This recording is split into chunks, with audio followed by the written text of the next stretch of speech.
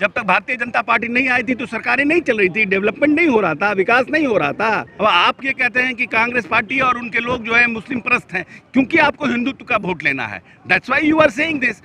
दो this that करेंगे तो उनको चापा जाएगा कानून के से, चार मुंह वाला पेज से टाइट किया जाएगा। नमस्कार, आप लाइव सिटीज देख रहे हैं, मैं हूं जय शुक्ला। देखिए, बिहार में अब महागठबंधन की सरकार है। नीतीश कुमार और तेजस्वी यादव की सरकार है, चाचा भतीजे की सरकार है। कल राजभवन की तस्वीरें आपने लाइव सिटीज पर देखी। तमाम तस्वीरें हमने आपको दिखाई और दिखाया कि किस प्रकार से सभी मंत्रियों ने शपथ ग्रहण किया। कई नए लोगों को मौका दिया गया तो कई पुराने चेहरे थे जिन्हें एक बार फिर से मंत्री पद की शपथ दिलाई गई। शपथ ग्रहण के तुरंत बाद ही हमारे संवाददाता आलोक ने कई मंत्रियों से बातचीत की। इसी दौरान अशोक चौधरी, जो कि दोबारा मंत्री बने हैं, पिछली सरकार में भी वो मंत्री रहे, उन्होंने भी अपनी प्रतिक्रिया दी। और एक बात जो अशोक चौधरी ने काफी बड़ी कही वो थी बीजेपी को लेकर। दरअसल बीजेपी को लेकर अशोक चौधरी ने यह कहा कि अब उनके पास कोई मुद्दा नहीं बचा है सिवाय मुस्लिम परस्ती के और सिवाय जंगल राज के राग अलापने के। इसके अतिरिक्त अशोक चौधरी ने एक और बात कही है जो हम नहीं बताएंगे, हम चाहते हैं कि आप खुद ही सुनिए। बिहार सरकार के मंत्री अशोक चौधरी को लोग फूल गुलदस्ता दे रहे हैं और तस्वीरें जो है वो राजभवन से निकल के आ रही हैं। अशोक चौधरी जी, फिर से आप मंत्री बने हैं, बहुत बहुत बधाई। प्राथमिकता क्या क्या होने जा रही है? चंपारण की ओर से आपको प्राथमिकता पहले से फिक्स्ड है। हम लोग 7 निश्चय 1 और 7 निश्चय 2 पर पहले से काम कर रहे हैं। 7 निश्चय 1 खत्म हुआ, 7 निश्चय 2 में सौर ऊर्जा है, घर घर नली नगल, वो सब 7 निश्चय 2 में डिफाइंड है। क्योंकि गठबंधन की सरकार बनी है, आरजेडी ने भी अपने लोगों से कॉम्प्रोमाइज किया हुआ, तो जो उनके कमिटमेंट से उनको हम लोग इनकॉर्पोरेट करेंगे। ने भी कल कमिटमेंट कर दिया बड़ा ना, 20 लाख रोजगार देंगे। हाँ, तो बिल्कुल 20 लाख रोजगार देंगे, तो उस 20 लाख रोजगार पर तो काम होगा ही। बिल्कुल, नीतीश कुमार कोई भी ऐसी बात नहीं कहते हैं जो बात उनका झूठा हो। नहीं, वो तो बीजेपी वाले कह रहे हैं कि जंगल राज से कंप्रोमाइज कर लिया। अब देखिए कैसे तरह गोलियां चलेंगी। अब ऐसा है कि बीजेपी के पास सिर्फ 2 बात बच गया है, एक जंगल राज और एक उनको मुस्लिम परस्ती।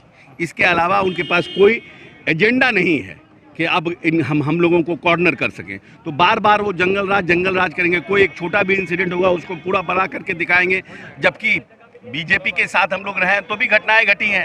तो हम लोगों तो ने या उसने तो कभी नहीं कहा कि जंगल राज है। परिस्थितियां बदली हैं। तो आप माने ना कि मुस्लिम परस्ती को जो वो अपनाएंगे तो यानी कि अरे बिहार मुसलमानों वो बोलेंगे, हम क्यों मुस्लिम परस्ती को अपनाएं? मुसलमानों को खतरा होगा ना। क्यों खतरा होगा मुसलमानों को? जो मुसलमानों पर खतरा करेगा, हम लोग तो सबको साथ लेकर चलने वाले पॉलिटिकल लोग हैं ना भाई। हम लोग तो सबको, हिंदू मुस्लिम, इतना दिन तक 70 साल तक जब तक भारतीय जनता पार्टी नहीं आई थी तो सरकारें नहीं चल रही थी, डेवलपमेंट नहीं हो रहा था, विकास नहीं हो रहा था ना। अपने तरीके से विकास हो रहा था, अपने तरीके से आगे लोग बढ़ रहे थे।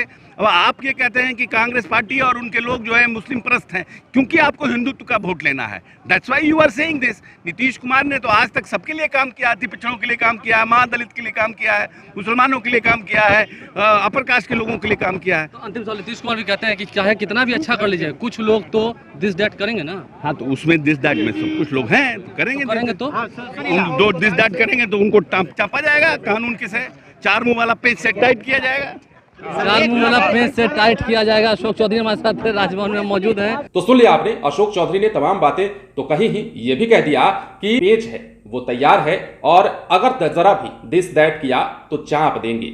ये बातें अशोक चौधरी ने इसलिए कही क्योंकि वो बीजेपी को सावधान करना चाहते थे, बीजेपी को चेतावनी देना चाहते थे। और ये बातें लगभग तमाम मंत्री कह रहे थे। कल जो राजभवन के बाहर की तस्वीरें हम आपको दिखा रहे थे उसमें एक बात जो कॉमन थी वो ये कि सभी लोग बीजेपी के खिलाफ बड़ी बड़ी बातें कह रहे थे, बीजेपी पर हमले बोल रहे थे। और अशोक चौधरी ने जब हमारे संवाददाता आलोक से बातचीत की तो इस दौरान उन्होंने अप्रत्यक्ष रूप से ही सही, बिना नाम लिए ही सही, ये जो बात कही कि हमारे पास पेज तैयार है, जरा भी दिस दैट किया तो उसी पेज से चाप देंगे, वो एक बड़ा मैसेज था, एक बड़ी चेतावनी थी बीजेपी को लेकर, ये कहा जा सकता है। लेकिन पिछले अगर बात करें, अशोक चौधरी ने इसके पीछे जो कहा वो बीजेपी का नाम लेकर कहा और कहा कि उनके पास कोई मुद्दा नहीं बच गया है सिवाय मुस्लिम परस्ती और जंगल राज का राग अलापने के।